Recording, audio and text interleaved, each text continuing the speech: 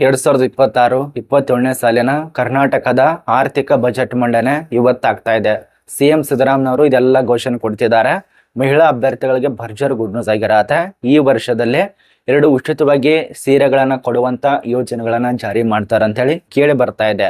ಅದರ ಜೊತೆಯಲ್ಲೇ ಪುರುಷ ಅಭ್ಯರ್ಥಿಗಳಿಗೆ 500 ರೂಪಾಯಿದಿಂದ 1,000 ತನಕ ಅಮೌಂಟ್ ಕೊಡುವಂತ ಯೋಜನೆಗಳನ್ನ ಜಾರಿ ಮಾಡ್ತಾರಂತೆ ಕೇಳಿ ಬರ್ತಾ ಇದೆ. ಇದ್ರ ಬಗ್ಗೆನೇ ಚರ್ಚೆ ಮಾಡೋಣ. ನಾನು ಹಿಂದ್ಗಡೆ ಕಾಣಿಸ್ತಾ ಇರಬಹುದು. ಈ ಒಂದು ಮಹಿಳಾ ಅಭ್ಯರ್ಥಿಗಳಿಗೆ ಉಚಿತ 4 ಸೀರೆಗಳು, ಪುರುಷ ಅಭ್ಯರ್ಥಿಗೆ 1,000. ಅದೇ ರೀತಿಯಾಗಿ ಈ ಒಂದು ಹೊಸ ಯೋಜನೆಗಳು ಜಾರಿ ಮತ್ತು ಈ ಒಂದು ರೈತರಿಗಾಗಿನೇ ಹೊಸ ಯೋಜನೆಗಳು ಮತ್ತು ಗೃಹಿಣಿಗೆ ಇವರಿಗೆ ಅಂದ್ರೆ ಈಗ ಹೋರಾಟ ಮಾಡ್ತಾ ಇದಾರಲ್ಲ ಉದ್ಯೋಗದವರಿಗೆ, ಅವರು ಕೂಡ ಉದ್ಯೋಗಾವಕಾಶ ಕೊಡ್ತಿದ್ದಾರೆ. ಪ್ರತಿಯೊಂದು ಮಾಹಿತಿ ಏನೇನು ಘೋಷಣೆ ಕೊಡ್ತಿದ್ದಾರೆ, ಏನೆಲ್ಲ ಘೋಷಣೆ ಆಗಿದೆ, ಎಲ್ಲ ಮಾಹಿತಿಯನ್ನು ಚರ್ಚೆ ಮಾಡೋಣ.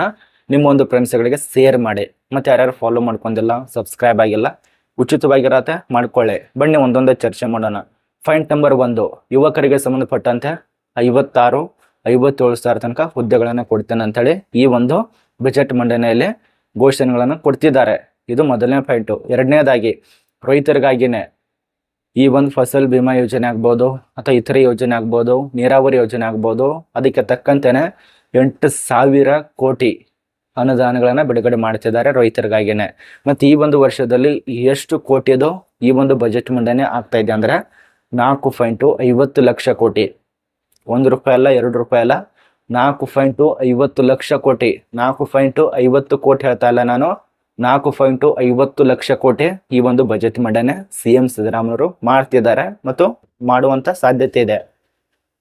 ಇನ್ನು 3ನೇ ಪಾಯಿಂಟು, ಮಹಿಳಾ ಅಭ್ಯರ್ಥಿ ಸಂಬಂಧಪಟ್ಟಂತೆ ಏನು ಗೃಹಲಕ್ಷ್ಮಿ ಯೋಜನೆ ಕೊಡ್ತಿದಾರಲ್ಲ, ಆ ಒಂದು ಮಹಿಳೆಯರಿಗೆ 1.24 ಕೋಟಿ ಮಹಿಳಾ ಅಭ್ಯರ್ಥಿಗಳಿಗೆ ವರ್ಷಕ್ಕೆ 2-3 ಸೀರೆಗಳನ್ನ ಅಥವಾ 2-4 ಸೀರೆಗಳನ್ನ ವಿತರಣೆ ಮಾಡುವಂತ ಯೋಜನೆಗಳನ್ನ ಜಾರಿ ಮಾಡುವಂತ ಸಾಧ್ಯತೆ ಇದೆ.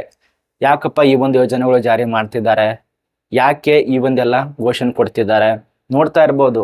ನಾನು ಜನವರ ಪರವಾಗಿ ಮಾತಾಡಿದ್ರೆ ಹಂಗಿದೆ ಹಿಂಗೆ ಅಂತ ಅನ್ನೋರ ಒಂದು ಮಾಹಿತಿ. ಈಗ ಹತ್ತಿರನೇ ಎಲೆಕ್ಷನ್ಗಳು ಬರ್ತಿದ್ದಾವೆ, ಅದಕ್ಕೆ ಸಂಬಂಧಪಟ್ಟಂತೆ ಎಲ್ಲ ಪರಿಚಾರ ಆಗಬೇಕು. ಈ ಬಜೆಟ್ ಮಾಡ್ರೆ 2 ವರ್ಷ ಮಾತ್ರ ಬಜೆಟ್ ಆಗಬೇಕು. ಇನ್ನು 3ನೇ ಬಜೆಟು ಎಲೆಕ್ಷನ್ ಆದ ಬಳಿಕನೇ ಆಗ್ಬೋದು.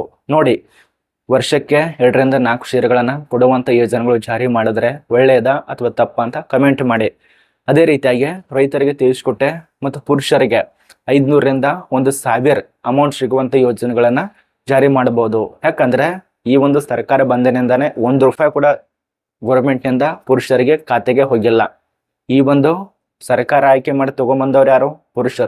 ಪುರುಷರು ಇರ್ಲಿಲ್ಲ ಅಂದ್ರೆ ಈ ಒಂದು ಸರ್ಕಾರ ಬಂತ? ಬರೀ ಮಹಿಳಾ ಅಭ್ಯರ್ಥಿ ಅಷ್ಟೇ ಊಟ ಹಾಕಿದ್ರೆ ಸರ್ಕಾರ ಬಂತ?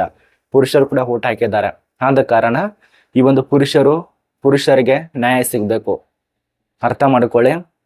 ಪ್ರತಿಯೊಬ್ಬ ಪುರುಷರಿಗೆ 1,000-2,000 ರೂಪಾಯಿ ಸಿಗುವಂತ ಯೋಜನೆಗಳನ್ನ ಸರ್ಕಾರ ಜಾರಿ ಮಾಡಬೇಕು. ಇದ್ರ ಬಗ್ಗೆ ನಿಮ್ಮ ಅನಿಸಿಕೆ ಕಮೆಂಟ್ ಮಾಡಿ.